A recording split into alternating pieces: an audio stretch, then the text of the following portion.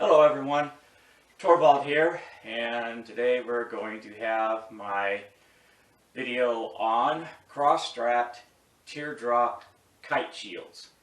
Yeah, kind of a mouthful there. Before we get started, let me give you my disclaimers. First of all, as I have mentioned in all of my training videos, I am not a believer in the one true way of doing anything. I'm showing you my way.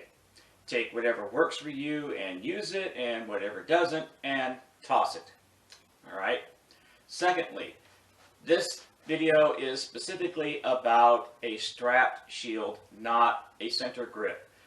And the reason for that is I am just not very good with a center grip shield. I have no aptitude for that form of shield work. So you're going to need to go to somebody else to be able to get training for that. There, disclaimers out of the way. So, teardrop kite. Here we are. It basically looks like an inverted teardrop, right? There you go. Teardrop. It's very similar in shape to the Norman kite shield. There are just a couple of differences. First of all, with a Norman kite shield, it's longer. Norman kites basically were meant to cover you from chin to knee, so they are very long.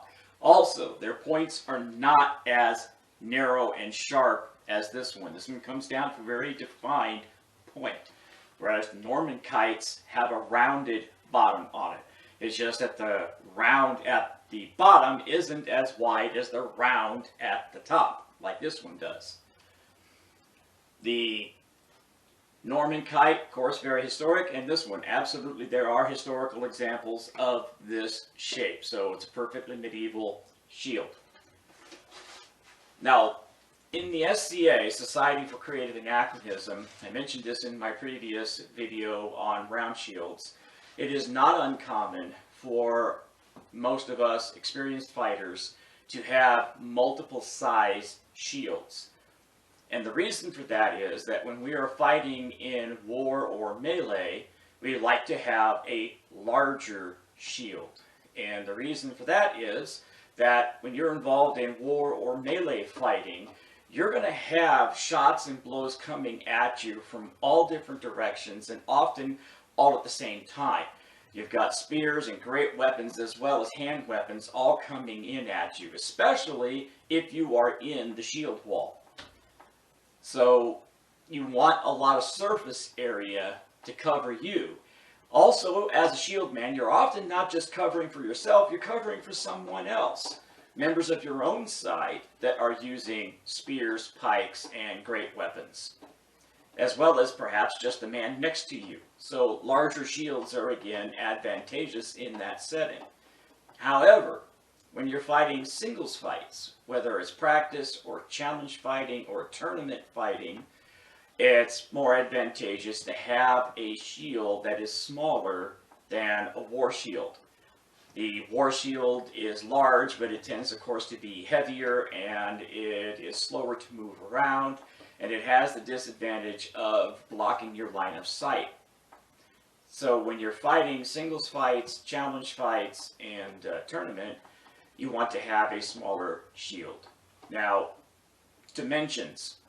I always get asked this by newer fighters. They want absolute numbers. They want you to tell them exactly what size their shield should be. But when I started, many mumble number of years ago, we didn't usually go by absolute dimensions. We went by fitting the shield to the person. So what that means is that when you had a heater shield, your heater shield top, flat level, should be the same width as your shoulders. Not necessarily your bare shoulders, but in your armor. And then the length would cover you from chin to groin. When you were using a round shield, as I mentioned in my previous video, what you're going for individual fighting is again that shoulder to shoulder width. Again, not bare, but in your armor. Often we have, of course, shoulder armor coming off either side, and that widens you out just a little bit. So you want your shield to cover that span between your shoulder points. You can go a little bit over that. My round shield does actually end up being just a bit wider than my shoulders, but not by much. So the same thing applies when you're talking about your teardrop kite. This started, my pattern for this started from my round shield pattern. I had a big piece of construction paper that I could draw my pattern out on. For those who are going to say, hey, where do I get paper that big? Go to Lowe's, Home Depot, any construction company, and they will often have rolls of this really wide, long, brown paper. Now, I realize you're not going to want to get a big, huge roll for yourself if you're only making a single pattern. You can certainly get a bunch of brown paper bags, cut them flat, tape them together, and do that. So for your teardrop kite, start with your shoulder to shoulder width, make a big circle. All right. Then from the center of that circle, go to the bottom of the circle. So center to bottom. And now add that distance again to the bottom, right? So what you're doing is you're basically making your round shield half again in length to the bottom of your point. And then from there, go about an inch on either side of it. It's not going to be an absolute point. Going to be about 2 inches wide at that bottom. And then from that outside measurement of 2 inches, take and draw a line straight up on either side until you hit the edge of the circle. So what you've got is a round diameter that is the width of your shoulders, and then it's half again longer off the bottom to make your point. All right? So there is the dimensions, and it's fitted to your body. Now, one of the things that comes up on occasion, especially back when I first started doing teardrop kite as opposed to doing my round shield, is that there were a few people that felt that perhaps my shield was a bit large for individual fighting. But we actually sat down one day and measured it all out, and my teardrop has no more surface area than a heater shield would have for someone of my size. Remember that while my point is longer, it's also narrower than a heater shield, and I have no ears on this shield. It is round on top. So overall, looks can be deceiving. This is not a bigger shield than a heater fitted to me. Surface area wise, it's almost identical. Okay, so that's your instructions on sizing, getting your dimension stuff.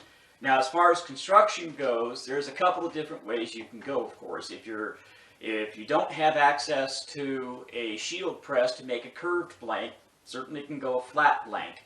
Half-inch plywood is more than sufficient for this. You don't need to go thicker. Thicker, again, adds more weight than you really need. For your edging, aluminum channeling can go all the way around. That's going to really increase the durability of your shield, but it's also going to increase the weight of your shield a bit. What I did for mine is this is all rope and rawhide. This is just about half-inch thick rope, sisal fiber rope, and then it's just rawhide around the edges, and it's held on with rosehead clinch nails. You don't have to be quite as fancy as me and use these rosehead clinch nails.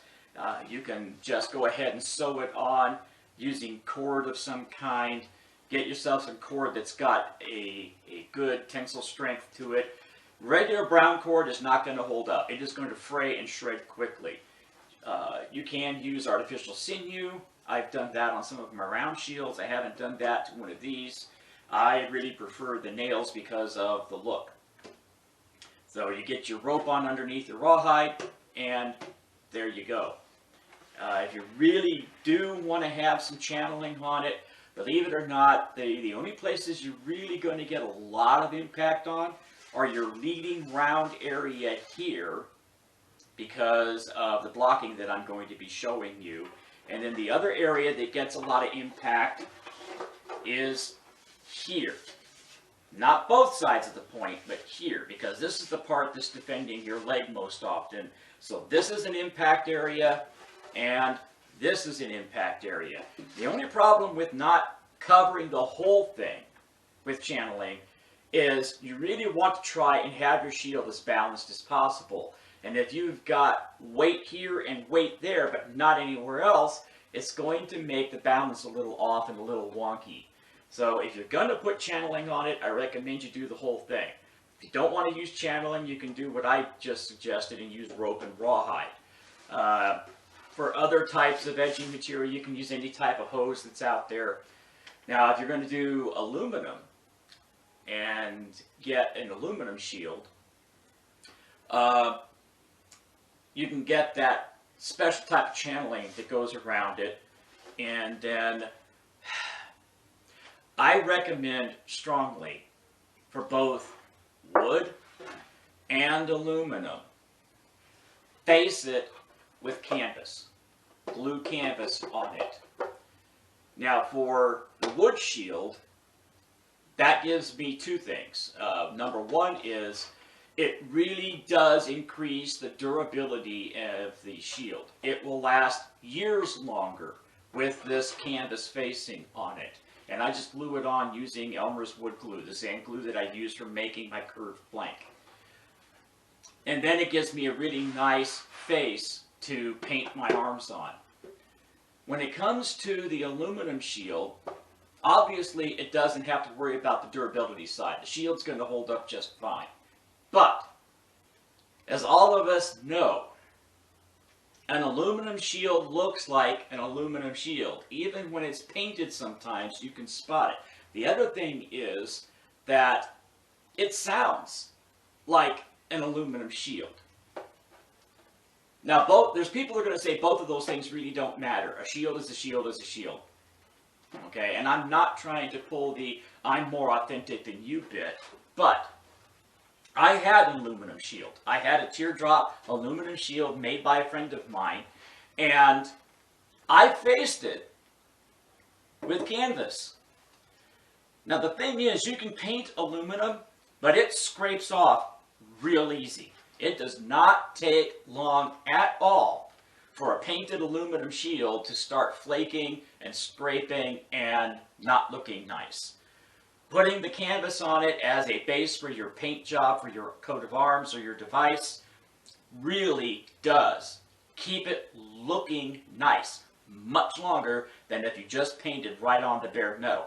Second thing is, believe it or not, sound. Adding that layer of canvas on, glue it on however you want. I think the last time that I did it, I used Barge's cement, which is a permanent contact cement that's usually used for boot soles. But I glued a canvas facing on it, and my shield no longer sounded like aluminum when it got hit. It sounded like wood.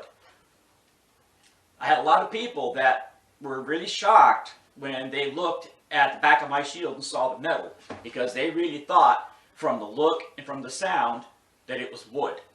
It doesn't add nearly as much weight as you might think. I know some people use aluminum because it is lightweight, but just adding that layer of canvas does not add significantly to the weight of the shield. Just get the standard 10.5 ounce cotton duct canvas from any fabric store and you're good to go. Okay, so we've talked about construction enough, so now let's get into usage. I started in the SCA fighting with strapped round shield, and the blocking that I suggest, the blocking technique I suggest, is the one that I learned from Duke Paul of Bellatrix. I went to his class and learned how to use his punch blocking method, and you can get this direct from him. He has videos up that show you how to do this. On Facebook, it's called the Bellatrix Fighting School. On YouTube, it's called the Bellatrix Fighting School. And I believe he's got his own website, the Bellatrix Fighting School. And I do know for a fact that he has videos up. He also is selling a book on his fighting method, and that has information in it on this blocking form. But basically, punch blocking is exactly what that term sounds like. When you're fighting with a round shield, you have two basic styles of blocking. You have rotation blocking, which is exactly how it sounds. When you're on guard with your round shield, somebody throws a leg blow, you rotate your arm down to block the leg, they throw a shot for your head, you rotate your arm up to block your head. There's a couple of problems with this method of blocking. One of which is, and I use this as a trick question when I am training new people. I've got a sword in my hand, you're on guard with your round shield, and I go, where is this blow going? And this is a trick question because from here, I can literally still go anywhere I want. You can guess leg, and all I got to do is drift it up to go to the head. You can guess head, and all I got to do is let it drop down for the leg. You can guess that I'm coming to your on side, and I can just flip my elbow over and come to your off side. The point being that if you're using a rotation blocking method and you guess wrong, you're out of position, you're exposed. But if you're using punch blocking, it doesn't matter where I'm going once I've gotten to here, because once I've gotten to here, you've come out, you've attacked the weapon, you've stopped the blow right there. Bang, it's done. Doesn't matter anymore where that blow is going from that point. So you're never out of position. Punch out, attack the weapon, snap back to guard. When I decided to switch over to teardrop, then I've got a point that I didn't have before. And if I punch out too much low, if I come out just a little low, the whole point of that shield whips back, and now it's out of position, and my leg is exposed. So I developed kind of a hybrid style for blocking with the teardrop. So let me get it on here. Okay, so first things first, let's look at guard position. Now, unlike some shields, you do not want to have your teardrop here. Okay, first of all, as I think you can see in the video there, my leg is wide open, exposed. You can throw a regular shot, you can even see my leg, I think, right there. Okay, so if I'm in guard position, I'm here, and I've got my shield right in front of me, you've got my leg if I'm not reacting properly. The other problem is, and this is something I mentioned in my round shield video, from here, if I've got it directly in front of me, I can no longer see anything that my opponent is doing from about his throat down. He throws any type of lower shots, I've got to guess again because I blinded myself with my shield. With my round shield, I never had the shield directly in front of me, and I kept that guard position with my teardrop. So here, let me show you what that guard position is. Camera's right there, camera's my opponent. I've got kind of a 3/4 facing towards the camera. And there's my guard position. Now, with this guard position, I can see everything from the top of the camera to the floor. Nothing here is hidden from me. On this side, I can see everything from about where my opponent's left knee is up. So I don't think anything is going to surprise me too much if it gets down below the knee on this side, because then all I got to do is just tilt a little bit and I can still see it. But my point is, in this guard position, I have full visibility of my opponent and everything he's going to be doing. Now, how many people are going, my goodness, his leg is wide open? Ask any of my friends just how wide open my leg actually is. When I lived over in Mid-Realm, over in Vermilion, Ohio, I used to occasionally go over to the fighter practice in Sandusky, Ohio, for the local group there. And they told me at one point that they do not measure success against me in fighting by killing me. They measured success against me if they were able to get my leg. Because my leg looks absolutely wide open, but it's not. And here I'm going to explain it to you. Remember what I said about you can't have it right in front. If you look, let me tilt the camera. You may not be able to see that quite as well as I thought. Tilt it down. Okay. So if I've got the shield directly in front of me, see how wide open my leg is? Point of my shield is just above my knee right now, and either side of that point is wide open for a standard leg shot. All right? So, and that's even with the longer point. Remember, my point is longer than a heater, but it's narrower. So again, having it directly in front of you is not going to help. What you need to do, so I'm here in my guard position, look at how far out the point of my shield is. And that's very deliberate, right? That point all the way out there is deliberate because it takes the angle off. Right now, if you throw a standard leg blow at me, you have zero chance of it getting there. Ask anyone that has fought me, whether at a practice, at a tournament, at an event. You throw a standard leg shot at me when I'm on guard without doing anything else, you are not going to be able to get to my leg. That point out there completely takes the angle off the shot. The only way you're going to get to me from this guard position is you're going to have to do a scooping type of attack to come under the point of the shield, or you're going to have to step in a little bit and throw a wrap to come around the point of the shield. Both of which would be assuming that I don't react. If I don't recognize that you're not throwing a standard leg shot, then you've got a chance of getting those two through. The way that I am protecting my leg versus either a wrap or a scoop is it's all elbow control. You see how I've got this strapped here? When I want to move the point of the shield, all I do is drop my elbow. I point my elbow where I want that point to go, and even if I only move my elbow about 2 inches, it moves the point of the shield 6 to 8 inches. So my point control is very subtle.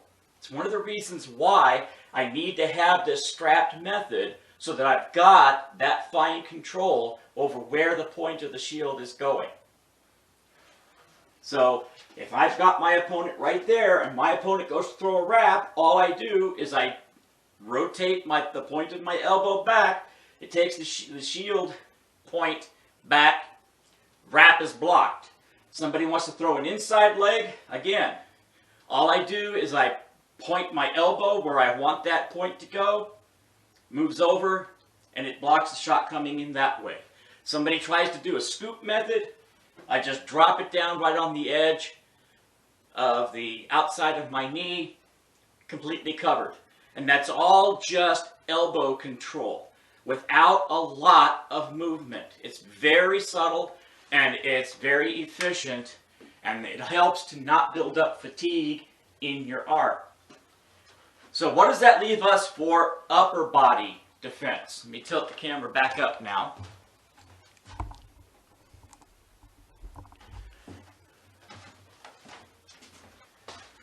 So when it comes to upper body and head defense, now we're going back to almost pure round shield technique. It is all punch blocking. Somebody throws an onside head to you, you just punch out, and catch it and recover. Punch, recover, punch, recover. They throw it a little lower, punch, recover, punch, recover. All right? They want to throw it to the offside head. You're going to punch, but you're going to rotate your shoulders just a little bit. So I'm on guard here. You throw an offside head on me, and it's punch, recover, punch, recover. You can punch out a little further, but when you punch out to block an offside headshot, you may have noticed I just blinded myself, okay? Because when you come out to catch it, now I cannot see the camera, I cannot see you. But if you rotate your shoulders just a bit and punch across like this, notice I can see you. I can see the camera, therefore I can see my opponent. So it's punch, over, punch, over, punch, over. It doesn't take a lot. Now the things that you will be susceptible to, obviously, you've got no corners. So that wrap that comes up behind that edge where you would normally have a corner can be a problem. But this one, it isn't so much a punch out to catch that shot as it is to rotate. You just rotate like this, and now he's going to skip right up your shield, right up over the top of your helm. So if you recognize that he's doing that kind of scooping wrap to get you in the back of the head right there, from this position, all you're going to do is just do a quick tilt. The nice thing is that tilt can be your attack coming into him as a response. All right. The other thing is, of course, you've got no corner on this side either. So on guard, yes, you've got this slot that a corner would normally cover. Then again, remember, we're punch blocking. Someone trying to take advantage of that no corner, punch, recover, punch, recover. Punch blocking. So if you want a punch blocking drill, get your round shield, have your gear on, at least your gorget and helmet, and have your friends throw some 1/2 to 3/4 speed stuff at you without you don't even have to have a weapon. This is a blocking drill. Have them come out and throw specifically head blows to either side, and you come out and punch block to meet them. Do not do freestyle flailing, very deliberate, either side. It doesn't have to rotate constantly. You can throw as many as you want to one side to come out and block, to the other side, come out and block. Maybe label 1 and 2 and have somebody, calling out 1, 1, 1, 2, 2, 1, whatever. As they're throwing, you are then punch blocking out to meet those.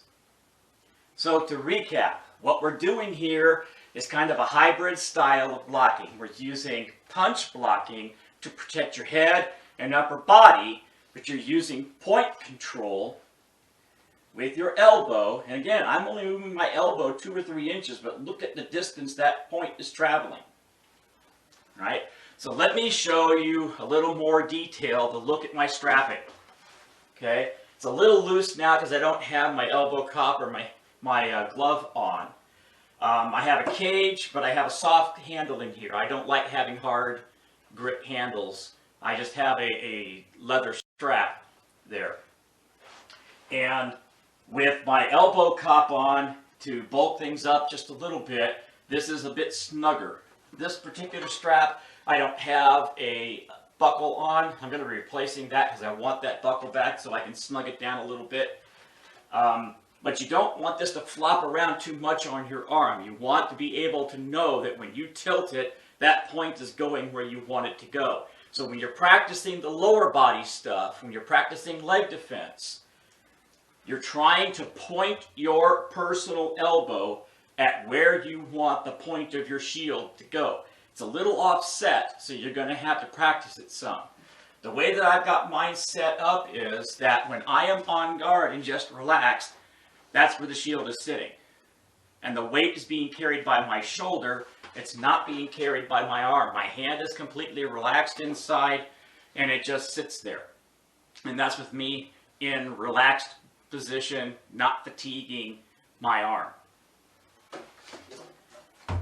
Well, I hope that this has been able to give you the basics, because that's all this is, the basics. We talked construction, we talked dimensions, and we talked basic blocking techniques, and then I've given you information for finding Duke Paul de Bellatrix's information where he can take you into much more advanced lessons.